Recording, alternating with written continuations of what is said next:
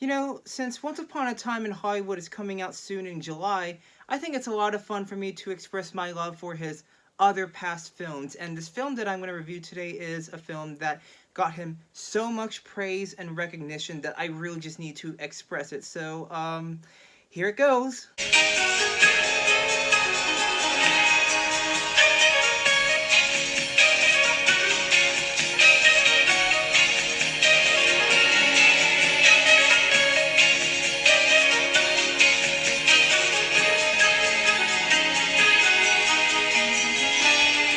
Quentin Tarantino has to be one of the most interesting and inspiring directors I've ever seen put in the movie business because he creates some of these movies that have so much dialogue that you really get invested into what the characters are saying. And this film that I'm going to review is a film that came out 25 years ago, and I believe they even reshowed it at the Cannes Film Festival this year, and it just happens to be Pulp Fiction!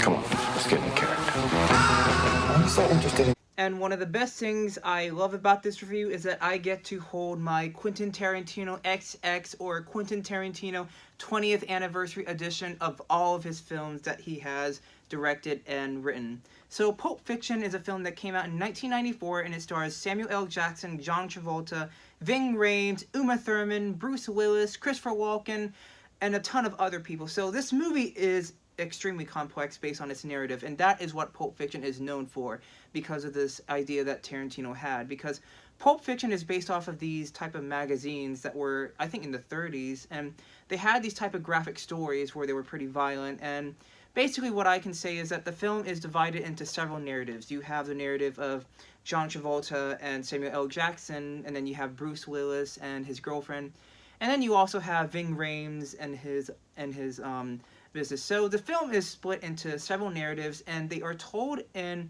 a very different order than the original chronological order in film. Although the film is not chronologically ordered, it at least does a fantastic job on building tension within each section of the film. Although there is first, second, third, it's not in the more normal movie narrative of first, second, third, like exposition, and then rising action. They just happen within random parts, but it actually works because you feel as if even if they are happening different times, they at least, result in the ways of how we would see it in normal movies. If what I'm trying to say is that the way how tension builds in scenes, it happens in one scene, and in another scene, even though it happens in a different order, the resolution comes within the end. So if you get what I'm saying, it's a little hard to explain, but that is basically the purpose of Pulp Fiction. Test of oneself.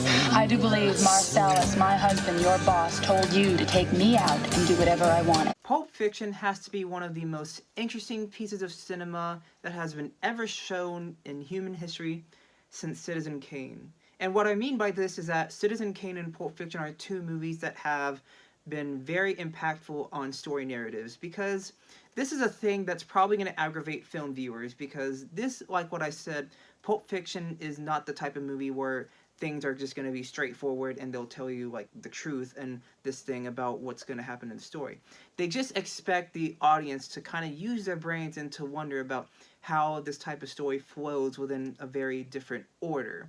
And the reason why I brought up Citizen Kane is because Citizen Kane was one of those first movies from 1941 to have that type of narrative, but although Citizen Kane doesn't have the exact same formula of Pulp Fiction, it at least has a very different type of story narrative and plot narrative, just like Pulp Fiction. And in my opinion, and in my theory, I think Tarantino was probably, inspired by a film like Citizen Kane, by Orson Welles' creation. And now today, even if it came out in 1994, today we've got the Tarantinos, and that's just awesome. The best thing I actually love about Pulp Fiction is the writing, because the writing is just genius. It's awesome.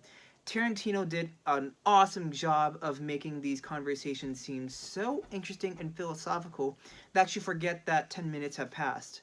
And that's what I love about Tarantino films, because when you hear conversation films, you would be like, oh, conversations?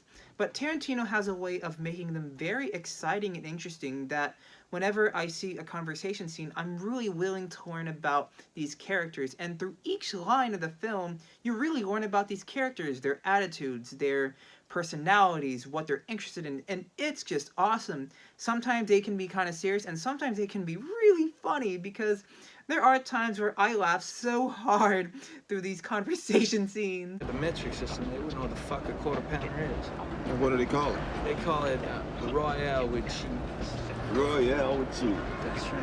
What do they call a Big Mac? The other thing I also really adore from Pulp Fiction is the cinematography, because it is able to capture real life environments and make it appear as if it's a fantasy type. And it's really cool about how these type of things are introduced from the way how we film stuff.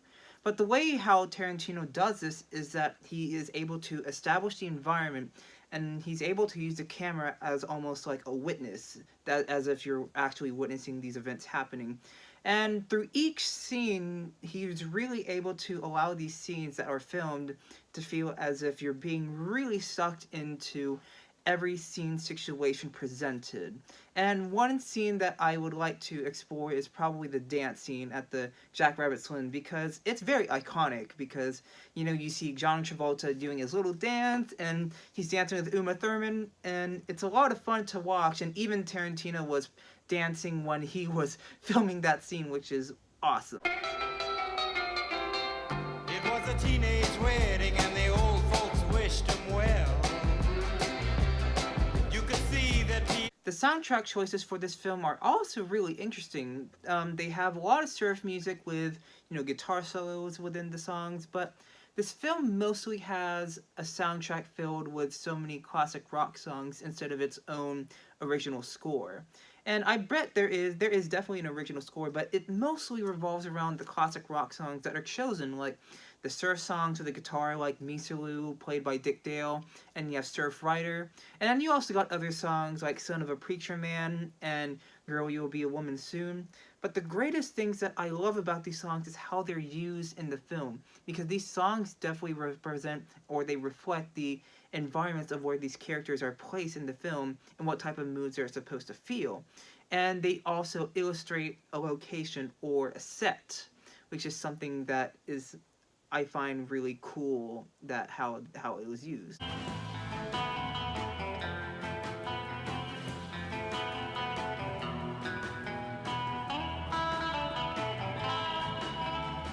The best and most interesting thing about Pulp Fiction is about how impactful it has been on cinema, period. Because for 25 years, this film has, you know, inspired so many filmmakers to make very, very different types of narratives because of this film, and just like what I said with earlier, Citizen Kane. But Pulp Fiction is that type of film that has even built a big fan base and cult following because of how colorful and interesting this film is, because almost every single character does feel like a character, and every line said makes the character even more interesting. And Pulp Fiction has that type of speciality. And it's also a type of film that it does take a while to appreciate, because one viewing of Pulp Fiction is probably not going to be enough because of, like what I said, the narrative is very different. But when you watch it for several viewings, several times, you kind of build an appreciation of this type of filmmaking, of what Tarantino has done. And there are even film mysteries that the film establishes, especially in the first act, which I will not spoil. And it has to do something with a briefcase. And that's just all I'm going to give. And it's in one scene within the first act of Pulp Fiction. And what I'm trying to say is that there are some things that are still not clear even after multiple viewings, that they kind of require you to do some research on your own, especially with YouTube videos about them theorizing about what these things mean in the film. And that is what I also really, really love about Pulp Fiction, because it's also at the same time a mystery. Although you get things, you understand things, this film is also a mystery to really understand and to dive in. And that's probably all I have to say about Pulp Fiction. The cast is great. I love John Travolta and Samuel L. Jackson. I love the cinematography. I absolutely adore the writing. And that's all I have to say about Pulp Fiction. And definitely, Pulp Fiction deserves a 10 out of 10. Absolutely.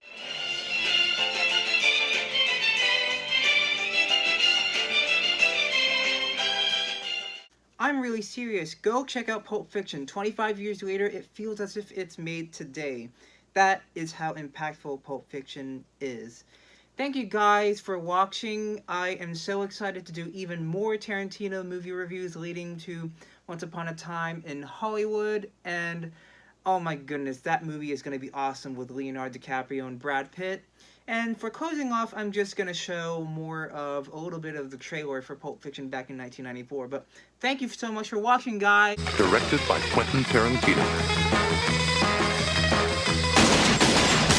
Pulp Fiction.